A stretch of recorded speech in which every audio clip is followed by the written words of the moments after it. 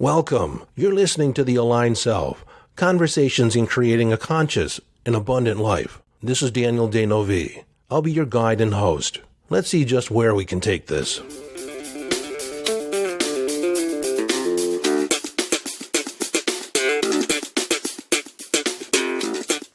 Hello, friend, and welcome into this Quotable Monday.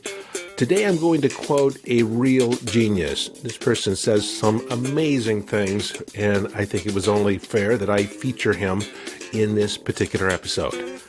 And of course, the person I'm featuring is me. Now, I'm featuring this quote because I was inspired by a coaching call that I had earlier today. One of the issues that came up is that, and this person knows who he is, and I'm sure he doesn't mind me featuring him because I'm not going to name him by name. I wouldn't do that. But this particular conundrum is something that a lot of people share. I used to do this myself. It is this idea that we don't want to put anybody out, that we don't want to have anyone excessively extend themselves over little old me. And so we are not open. Oh, I just found the mosquito that's been biting my ankles. He's in my office. He's been biting my ankles. He just flew in front of my face and then flew off. I'm going to have to get him.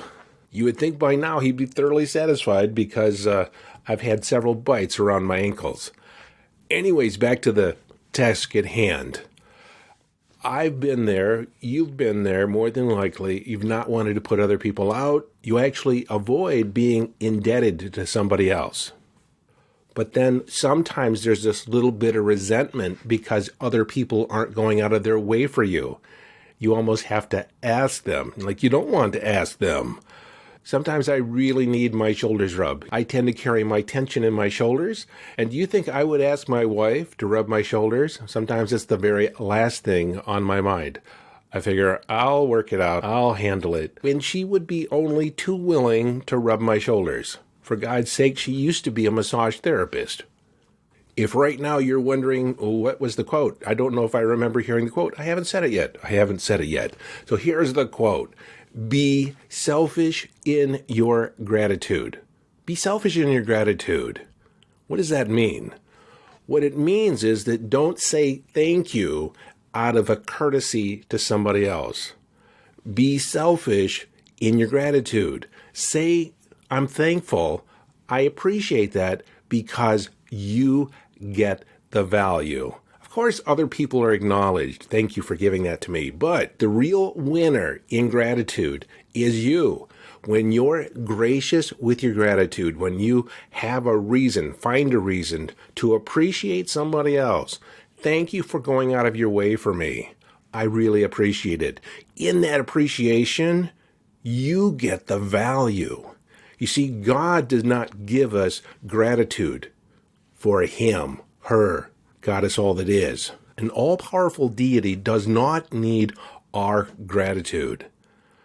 We are gifted gratitude for our own selfish ends. You see, when we're in gratitude, we are open to receive. And we acknowledge the other person that they are doing something out of the goodness of their heart because it satisfies and nourishes them. For example, my client, when his mother-in-law would invite him and the family over, she would ask, what would you like to eat? He's like, no, don't worry about it. When we come over, we'll take you out to the restaurant. And she's like, no, I would really like to make you something to eat. No. We'll take you to the restaurant. Don't worry about us. His rationale is she's getting on in years and it's getting harder for her to get around. So he doesn't want to put her out. So when they come over, they'll just take her out to the restaurant.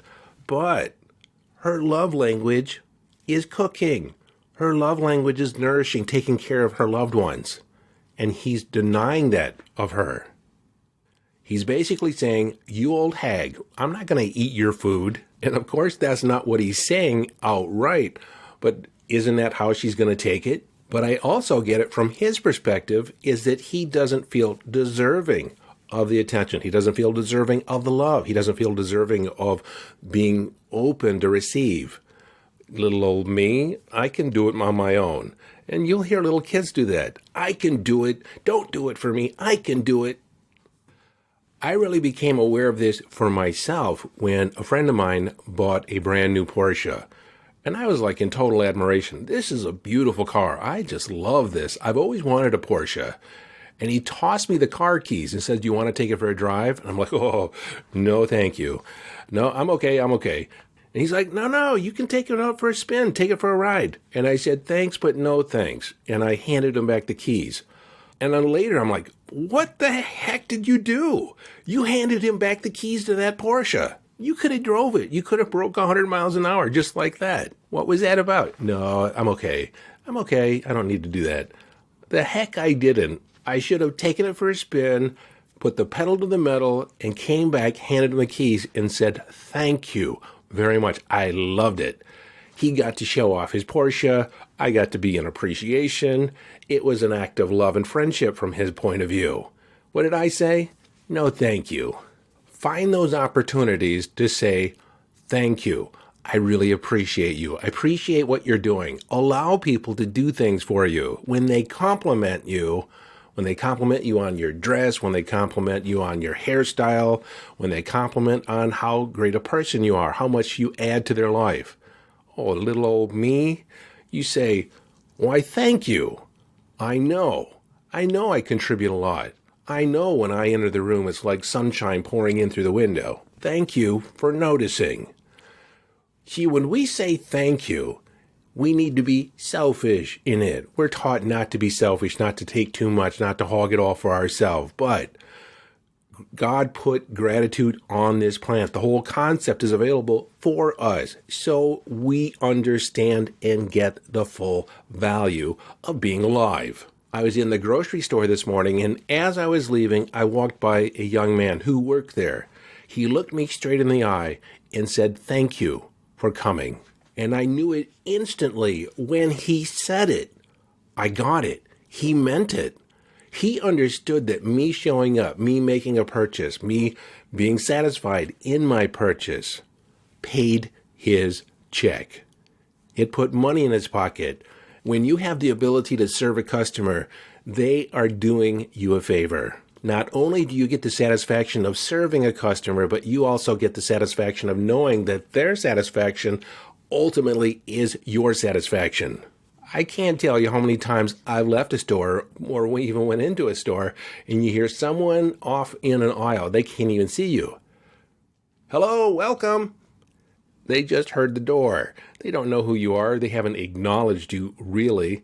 And then you might even leave without purchasing anything and they're serving somebody else and they yell out to you, "Thank you." They've been programmed to say it. They're not really saying, "Thank you. I appreciate you." No, it's "thank you."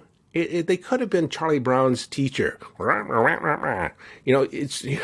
It's not really saying anything. You can't understand what's going on. They're not really imparting. They're not invested in the transaction. So I'm suggesting that you be selfish in your gratitude.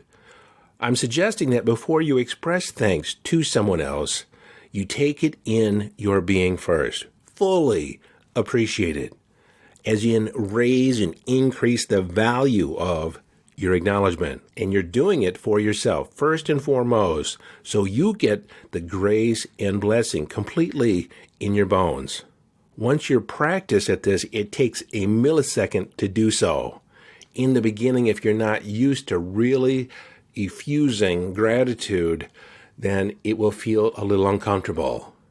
But when you do it, let the outpouring of your joy shower on the person you thank. It doesn't have to be the force of Niagara Falls, but you have to feel it in your body until you feel the overflow.